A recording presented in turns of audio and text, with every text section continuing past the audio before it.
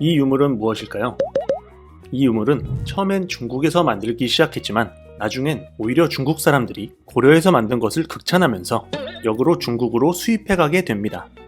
이 유물은 현재 대한민국, 중국, 일본, 베트남을 비롯한 아시아뿐 아니라 전 세계적으로도 사랑받고 있고 그만큼 가치도 높아서 국내외 골동품 경매에서 무려 수십억 원의 가격에 여러 번이나 거래되었을 정도죠. 자, 이 유물은 무엇일까요? 네, 바로 고려 청자입니다. 고려 청자는 고려시대를 대표하는 예술품이라고 할 수 있는데요. 조금 전에도 말씀드렸듯이 청자는 본래 중국에서 시작되었지만 자긍심 높은 고려인들은 중국의 것을 단순히 모방하기를 거부했습니다. 그리곤 상감기법이라는 독창적인 공예 기법을 개발해 고려만의 특색 있는 청자를 만들어냈죠. 참고로 전 세계에서 청자를 두 번째로 만든 나라가 바로 고려입니다. 자, 그렇다면 고려의 독특한 청자 제조법인 상감기법이란 무엇일까요? 상감기법은 쉽게 말해 도자기를 굽기 전 표면에 무늬를 새기고 거기에 다양한 색의 흙을 채운 후 초벌구이를 한 다음 이번엔 유약을 발라 재벌구이를 해서 완성하는 방법입니다. 와, 정말 복잡한데요. 일반적인 도자기를 만드는 과정에 비해 상감기법은 표면에 섬세한 무늬를 새기는 일, 그리고 그걸 또 서로 다른 색의 흙으로 채우는 일까지 더해지기에 난이도도 높고 시간도 많이 걸리는 일이었습니다. 하지만 고려인들은 하나를 만들더라도 고려의 격에 걸맞는 최고의 청자를 만들겠다는 생각으로 고려 청자를 만들었고 그 덕분에 엄청난 작품이 탄생할 수 있었습니다. 도자기의 아름다움은 보통 세 가지 기준으로 판단을 하죠. 바로 형태, 빛깔, 문양입니다. 고려 청자의 형태는 풍만하면서도 아주 고급스러운 곡선을 그리죠. 빛깔은 중국인들이 천하제일이라고 칭송했던 바로 그 비색으로 빛납니다. 송나라의 태평노인은 수중금에서 고려 청자는 천하제일의 비색이라 말했죠. 그리고 문양은 조금 전 말씀드렸던 상감기법으로 최고의 경지를 보여주고 있습니다. 자, 그럼 우리 한번 고려 청자에 새겨진 문양에 집중해볼까요?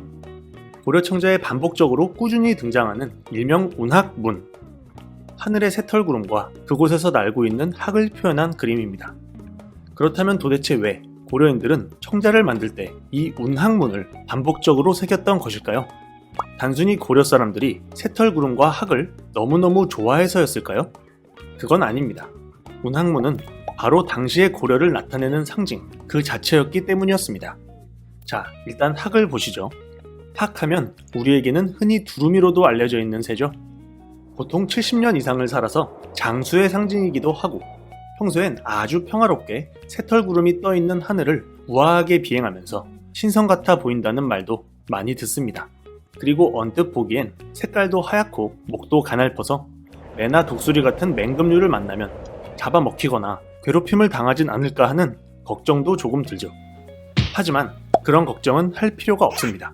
왜냐고요? 사실 학은 평소엔 평화주의자이지만 누가 건드렸다 하면 그게 독수리든 여우든 곰이든 심지어 호랑이든 숨겨둔 전투 본능을 발휘해 힘껏 싸우거든요.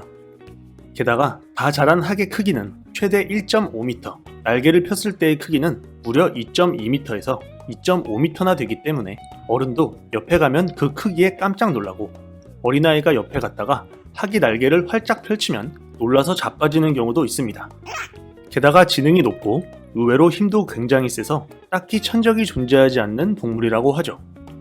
그 옛날 고려인들은 강한 맹수의 공격을 이겨내고 평화롭게 새털구름 아래를 날아다니는 멋진 학의 모습에서 귀주대첩의 승리를 통해 거란이라는 맹수를 물리치고 마침내 평화를 쟁취해낸 자신들의 모습을 본 것은 아닐까요?